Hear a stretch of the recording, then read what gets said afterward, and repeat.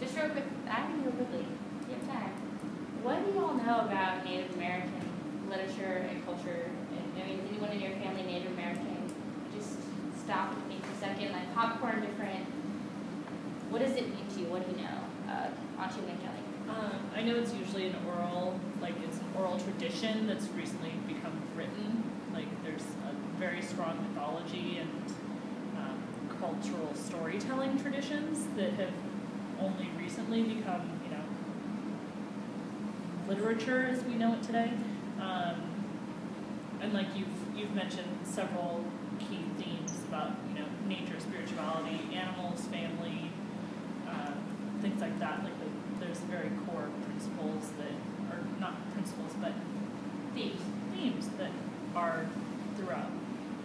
Why do you guys think it has been an oral tradition until recently?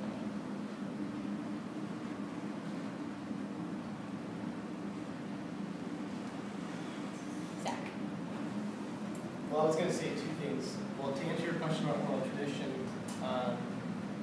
because they didn't have written language, they didn't have a lot of tribes didn't necessarily have writing systems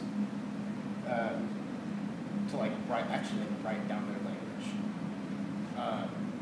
There are some exceptions like the Cherokee and Sequoia, but that is,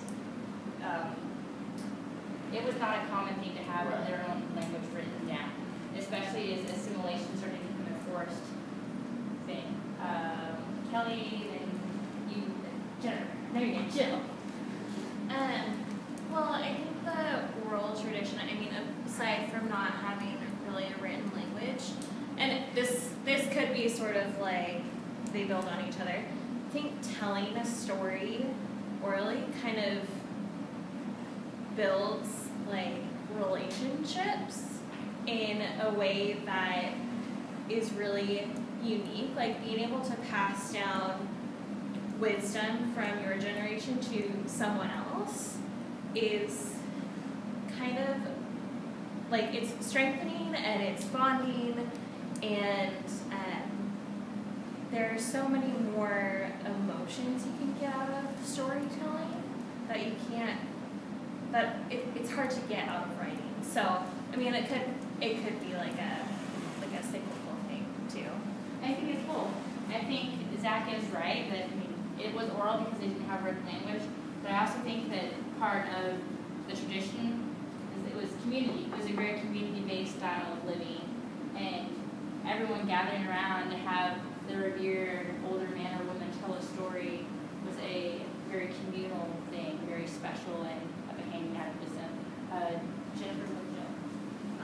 Kind of going along with that, but I think having it as an oral tradition kind of protects the story in a way too.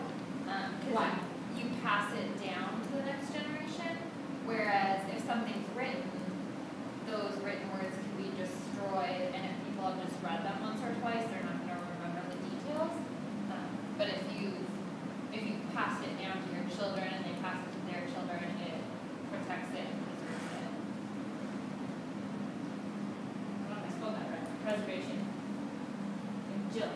This is somewhat related, but I know in some tribes there's sort of a revered spiritual aspect of storytelling, and only certain people have the right to tell certain stories because there's sort of a family tradition in it. So.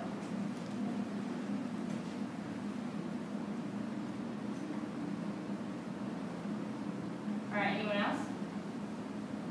I was going to say one more thing. One thing that I noticed when I read modern day Native American texts or books is that this is going to sound kind of vague, but the way it's written is very more relaxed. Like it's Western literature is very much like it's the beginning, it's the end.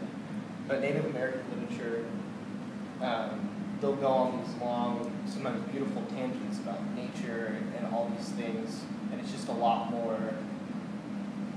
What do you think about it being a blend of spirituality and folk tales? Because the stories are a lot more playful. You have, the trickster coyote, that fools his brother, distant cousin, the fox. It is really playful and Audrey mentioned, mentioned the mythology that is really beautiful, but it's also, it would feel like, has anyone heard Greek mythology? I also know Greek mythology. Everyone's pretty familiar. So if you have the Greek mythology in your mind, people say mythology, you know, the gods on Olympus, power and all that. You're shaking your I think they're different. Yeah, that's what I'm trying to say. I think it's, that is, I feel a lot more, structured is not the right word, but that's more about power, and I guess it makes sense for the time period, but this seems like it's out in nature and it's playful, yeah. Yeah, I feel like the Native American mythology is more like, we are here to protect this land, and this is why, like, because all of these animals or whatever that were made by like a bigger creator are here to help us or whatever. So like more. What is a word that means like stewardship?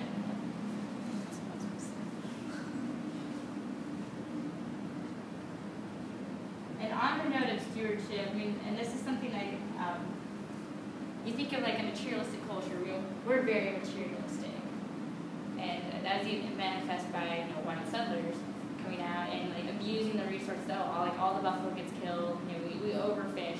And it was a huge part of this society to not abuse the land. Like the land is like, it's our mother, it nurtures us, it embraces us, it gives birth to us, and then we return to it. And we don't take more than we need. Yes. I think it's because it's, like you said, their religion is invariably tied to nature, or their religion is invariably tied to their relationships with others. So naturally, you're going to be a better steward of the land if you believe that the world around you is spiritual, and therefore you treat it with more respect. It's obviously not that country, but I think that's also why there was that. Makes sense. Presence goes around you. All right. Who wants to share? Kimmy? Yeah. Okay. So I only wrote part of it, but I can explain the rest of it. So one summer, my husband and I decided to go camping in the Alpine Wilderness in Washington. We had a long day of backpacking. We took one trail and we were going up and up and up and up, and we just like couldn't believe how hard it was when we had read so much information saying it was a great, really long but flat hike. So we get to a spot where we're thinking about having lunch, and we greet another group of backpackers, and they say, we're like, oh, we're headed to this lake, and they said, oh, your trail was not this one. So we're about 4 miles up a trail. We've climbed about, I don't know, almost 3,000 feet up, right? Like a pretty steep climb.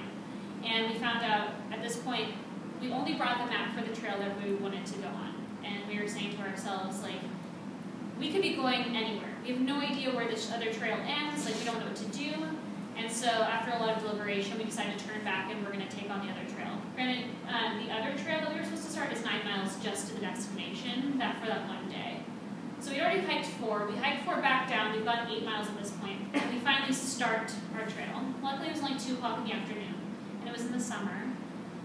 So we're taking this crazy long, luckily again, flat trail, and it is backbreaking. I mean, just because we've hiked so far, and you know, we're trying to beat when the lights go out in nature, the lights go out in nature. Like there's nothing, you know, we have flashlights, but that's not gonna cut it. So the last part, we know that we're supposed to ford a river to get to our camp spot. And luckily the river, you know, very cold, but crossable. So we get to finally our campsite and we're setting up our camp.